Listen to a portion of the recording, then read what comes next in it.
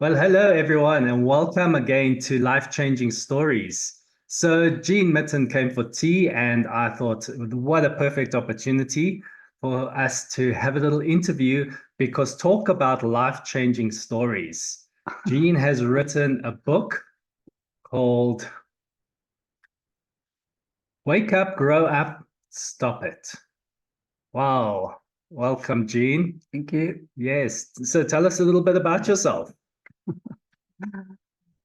Okay, I speak very fast, okay? I was born with speedy speech, so you have to listen fast. My name is Jean. My surname is Mitton, Mitton, which is Mitten to most Englishmen, but my father's father was a Frenchman, so it's Mitton to us. I'm not that name. My occupation is a nurse. I've been a registered nurse for 57 years, 30 of those years in ICU, adult ICU.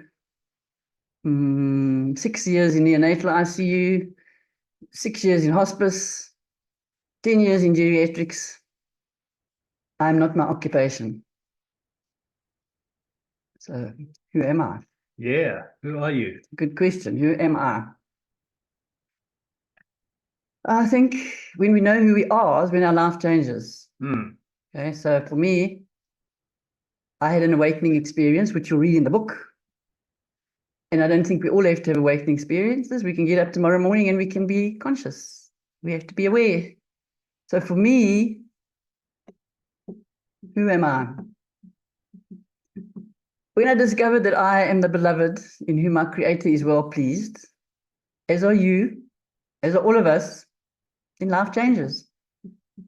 And it changes for the better in all ways. So that's who I am.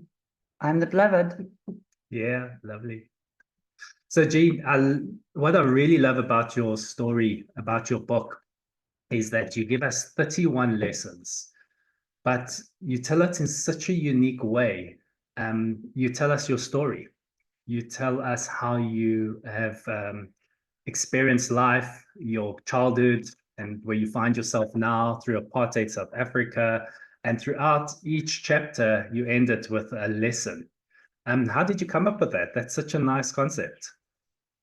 Well, after screwing up for 38 years, which is a long time in my viewpoints, I decided to do something different. And for me, the lessons in the book is not about my story. We all have a story. Every human Yeah. being has a story, and every human being's story needs to be heard and told. Hmm. But it's the lessons that we learn. And if we learn from others, I don't know, I've been told we come to Earth to learn lessons. Well, I've almost given up on that theory because I think when we know who we are, we don't have to learn lessons Yeah. because we just do the same thing over and over and over again. Well, I think once you get to that place, I think you fall under grace and you don't always fall under having to learn the lesson. What do you think? I think sadly, I'm dealing with geriatrics at the moment, and sadly, people on their deathbed have never lived a day, Oh no, shame, man. which is very sad because they're still stuck in trying to learn something that they've never learned. Yes, So it absolutely. becomes very hard. It becomes very hard. We can learn from each other. If you tell me not to fall in that hole, I won't fall in that hole. Yeah. So you've got three main aspects to the book. The first one, wake up, and the tagline is waking up to time, waking up in time to live, dance, and die. Yes. So what's wake up about? Well, for me, wake up has been aware. So what is awareness? Hmm. I think half of our problems come from, for me as a nurse, okay, and I sit with dying people, so I know we are mind, and my mind is never stops talking. It's the devil to me, it's my ego. It talks crap all day long and never stops. I Yeah. am not that mind. We are body. This old body's almost had it, okay? It's 75 and a half and it feels 100. No. It hurts. Yes. I am not this body. Yeah. Then we are our emotions. Yeah, our emotions. And all of us, hurting people hurt people. So all of us have got a childhood story to tell. All of us have pain. All of us have something here which we simply cover up and we don't tell a soul about it. We are not our emotions. Okay. And then we are spirit. And I believe we are called to live from spirit. Few of us get there, Yeah. which is very, very sad. So I am not those other three. I am spirits. And while we're stuck with these emotions and while we don't want our neighbors to know, while we pretend, my theme song is the games people play every night and every day, never meaning what they say, never saying what they mean. I don't know who sang that back then, but well, we play games. Well, that's leading to the next point. What's grow up about? What's grow up about? So wake up is becoming aware and aware with every footstep and every breath. Mm-hmm. And that takes a practice, okay? So how did I get to that? I think the Course in Miracles helped me because they have a workbook and you have to practice daily and then you have to practice every 5 times a day and then you have to practice every hour. And in the end, you are practicing every hour. So that certainly helped me to stay focused awareness. Grow up. Grow up is interesting. Grow up is when we stop being offended by what others say. When we stop expecting them to behave like we want them to behave. Yes. When we stop, we don't react, we respond to what happens. There's so many different ways to actually grow up.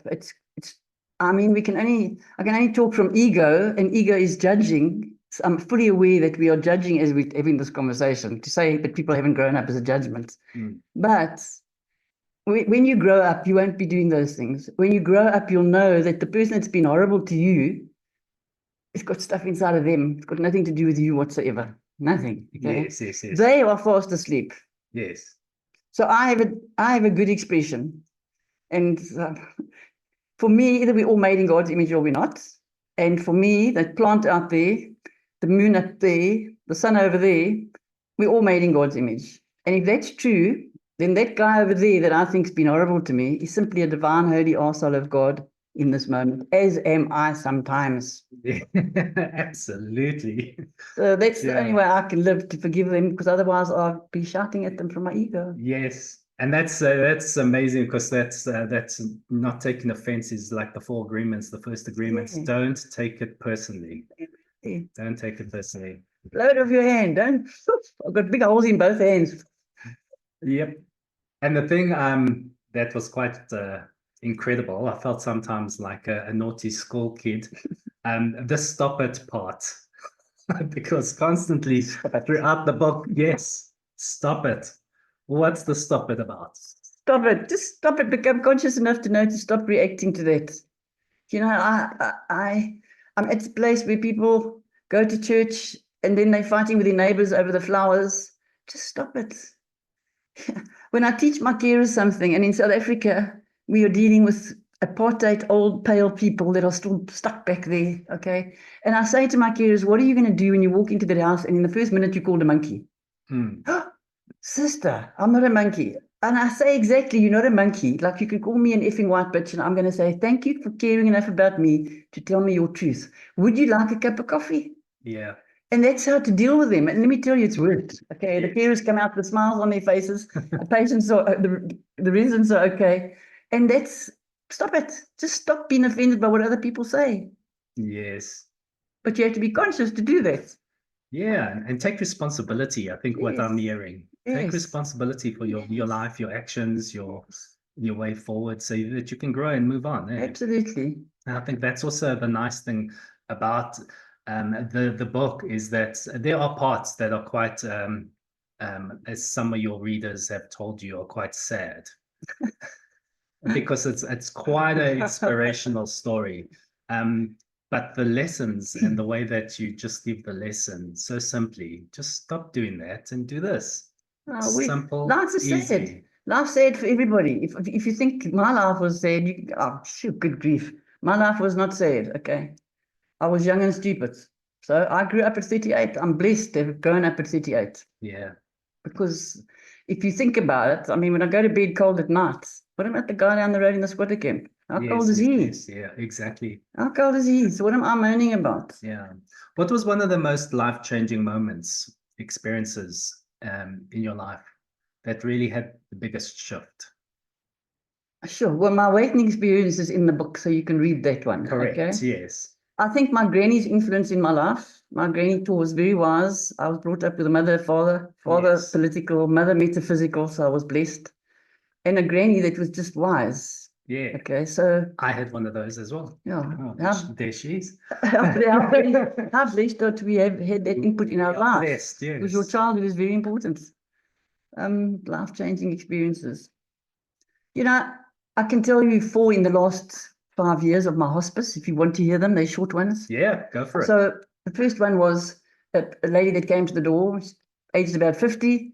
She said, I've come to die. I looked at her. I was the counselor. I thought, yeah, but not today. I called the nurses. The nurses went and admitted her, and then they came to call me, and I walked down there. And I asked 2 questions when people are dying. What is your belief system? And who you're not talking to? Because we're all nuts, okay? And she said, I'm a Jehovah's Witness. So my Christian background, out came this thing to judge. Yes. Right? And I said to her, I just have to ask one question. Jehovah's Witnesses often don't talk to people if they take away from Jehovah's Witness. Yeah. And she said, you know what? I've got an 18-year-old son, and I'm a 3rd-generation Jehovah's Witness, and no doctrine will tell me not to speak to my son. She died the next day, surrounded by the Jehovah's Witnesses with smiles on their faces. Okay, lesson 1 for me. The second one was Primrose and Marvin were just after COVID or before COVID, I can't remember. We were smashed by rioters. By xenophobia. Yes. And I had an old lady lying there. Her name was Lizzie. She was a black lady, and she said, I went to work the next morning. I sat next to her bed crying. She said, sister, I'm the one that's dying. Why are you crying? I said, Lizzie, you don't know what happened last night. She said, I do. My daughter came and told me. She said, I want you to go and tell one person, one of my color-skinned people, every day, this world is not ours. This world is God's world. We are all foreigners here. Okay. And then the third one was a guy that changed in the last 10 days of his life. Horrible. Wanted his food first, wanted everything first for him, wouldn't listen to me that he was dying. And 10 days before he died, he realized, oh, Lord, this is me, I'm going. And he had a radical change, a beautiful change for all of us, okay? And then the last one was the atheist. I sat next to his bedside, and I said, what's your belief system? He said, I'm an atheist. Out it came. And it was like I was hit in the solar plexus as love moved in to take him away. Yeah. And I realized that all this stuff up here is a load of nonsense. We made. Completely. And that's the tagline. It's live, dance, and die. Yes. And we don't talk or prepare about death in our society as much as we should, because we're all going to do it, and there's nothing to be afraid of, because it's a good beginning deserves a good ending. Yes, and I believe that it should be taught in schools. Yeah, okay. Why not? So under 8, a child will tell you the truth. Grade 1 can be used to say, what's happened to you, little boy? What's happened to you, little girl? And they'll come out with all the horror stories that you don't want to hear. Okay, I've dealt with immense suffering in my life. Human beings suffer like you cannot begin to imagine. Yeah. But if you all tell your story in a classroom, you'll realize that everybody's in the same boat. So you won't take that knife out when you're 14 and stab the teacher, because it will be over then. But we don't. We put layers of cement on it, and on our deathbeds, we die with it. Yeah. Don't know. Sad. Very sad. That's for me, it's very, very sad. Yes. And why dance? Why did you include dance? I'm tone deaf, so I can't dance a step. I was the one that stood over there with a glass of red wine in my hand while everybody else danced, okay? The only thing on my bucket left to do is to jive, and I've left it too late. But yeah, dance was life. Get up, look up, look at the sky. How can we be the most important people on earth when I look up at that night sky? It's impossible. What goes on up there? Just stand still for 2 minutes and have a look. Yeah, we don't know. I mean, life is, we're here to dance with it. We're not here to be crying and falling in the same hole and blaming and shaming and regret, blame, shame, resentment. We're nuts. Stop it. Yes. Stop it. Stop it. Stop it. Yes, absolutely. Well, so how do we turn it around? For me, okay. All the good books tell you, go into all the mystics. Love your neighbor as yourself. And how can I love my neighbor when I don't love myself? How can I do that? We're called to love one neighbor. I've got to love Michael. Michael's got to love that one over there. One. Can't we get that right? Yeah. We don't have to love many. Yes, that one, especially that horrible one. Don't run away from the horrible one. When you change, he will change. Nobody wants to believe that. That is in the book. Yes. When I changed, my brother changed. Okay, so I lived with an alcoholic brother for years. We fought like cat and dog. until I changed. I didn't have the problem. I wasn't doing the drinking. But Al-Anon taught me, you're the problem. So I had to accept I was the problem. And when I did, I didn't slam doors anymore. Yeah, that's the growing up. That's That's the the growing growing up. That's the growing up for sure. Yeah, we have to change, not Yes. the other person. So for me, I wrote the book for life's lessons, not for money. I wrote it for people to learn something, do something different with their lives. Mm, Because it's very sad to watch people around me. yeah. I don't know, how many more years do we do this? How many millions of years have we had wars? Yes, Israel and Palestine again, doing the same thing. And I can't help thinking that comes from our thought. I can't stand that neighbor next door. And all our Yep. thoughts go out there, and before we know it, there's another war. Yeah. So I believe we can change. I believe we have freedom of choice. Well, I absolutely believe that we can Yes. change. Yes. You brought a book and you were going to share with me today about a part in the book by Deepak Chopra of just some deep wisdom that's really helped you throughout your life.